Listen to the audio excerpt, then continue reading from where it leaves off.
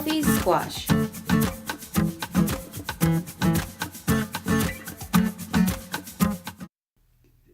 One bright fall day, Sophie chose a squash at the farmer's market. Her parents planned to serve it for supper, but Sophie had other ideas. It was just the right size to hold in her arms, just the right size to bounce on her knee.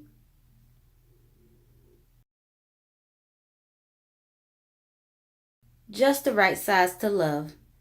"I'm glad we met," Sophie whispered. "Good friends are hard to find." At home, Sophie used markers to give her squash a face. Then she wrapped it in a blanket and rocked it to sleep.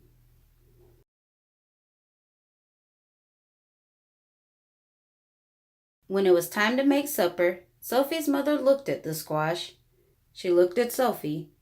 "I call her Bernice," Sophie said. "I'll call for a pizza," said her mother. After that, Bernice went everywhere with Sophie. To story time at the library,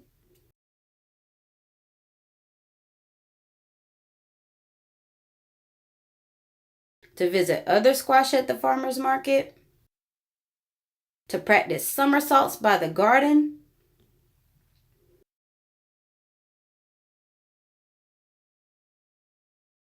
Every night, Sophie gave Bernice a bottle, a hug, and a kiss. "Well, we did hope she'd love vegetables," Sophie's mother told her father.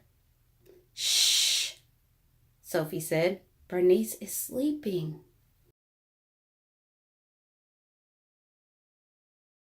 "Sweet pea," Sophia's mother said one morning as they made blueberry waffles. "Bernice is a squash, not a friend. If we don't eat her soon, she'll get mushy and gross. Let's bake her with marshmallows. Won't that taste yummy?" "Don't listen, Bernice," Sophie cried. That afternoon, Sophie's father took her shopping. "Sugar beet," he said, "Bernice is a squash. Why don't you pick a nice toy to play with instead?"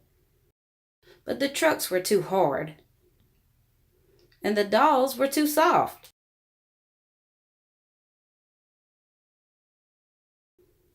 Sophie clutched Bernice tightly. "No thanks," she said. "I have everything I need." After supper, Sophie's parents called a family meeting. Bernice napped in Sophie's lap. "Why don't we donate Bernice to the food pantry before she rots?" her father suggested. Sophie shook her head. "Bernice will last forever."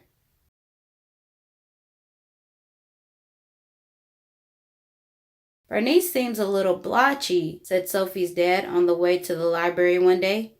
"She looks perfect to me," Sophie replied. At story time, some kids pointed and stared. "What's that spotty thing?"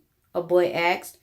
"Her name is Bernice, and she's a squash," Sophie said, "with freckles."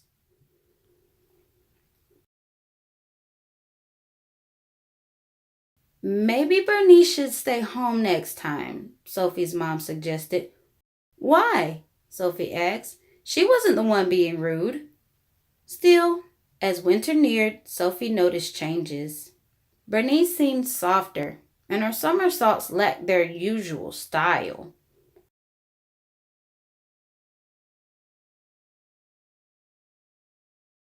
"Visiting friends will cheer you up," Sophie said.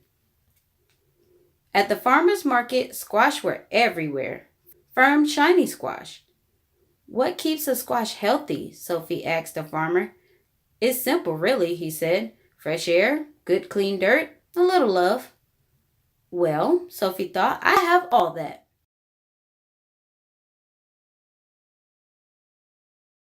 At home, Sophie cleared leaves from Bernice's favorite spot. She made a bed of soft soil, tucked Bernice in, and kissed her good night. "Get better soon," she whispered.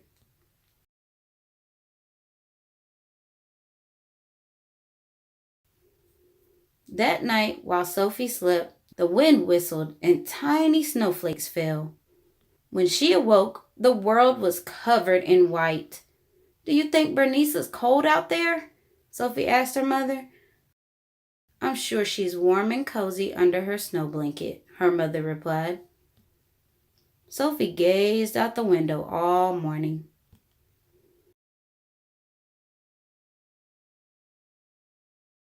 She was still there in the afternoon when her father came home with a surprise. You need a new friend, he said. Meet Ace.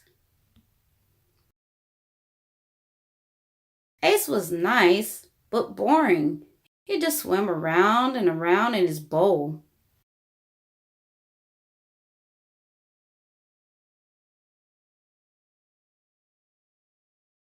But during the long winter, Sophie discovered that Ace was a superb silent reader who did fabulous flip turns. And he always listened politely when she talked about Bernice. When the snow finally melted, Sophie rushed to the garden. The only thing there was a small green sprout. It looked strangely familiar. Bernice, Sophie said, how was your winter?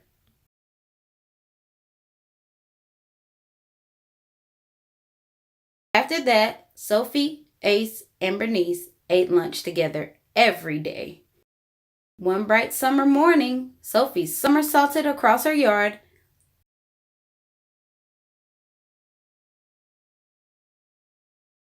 landed by the garden, and stared in disbelief. Bernice had grown 2 tiny squash. Wow, Sophia told them. You look just like your mom.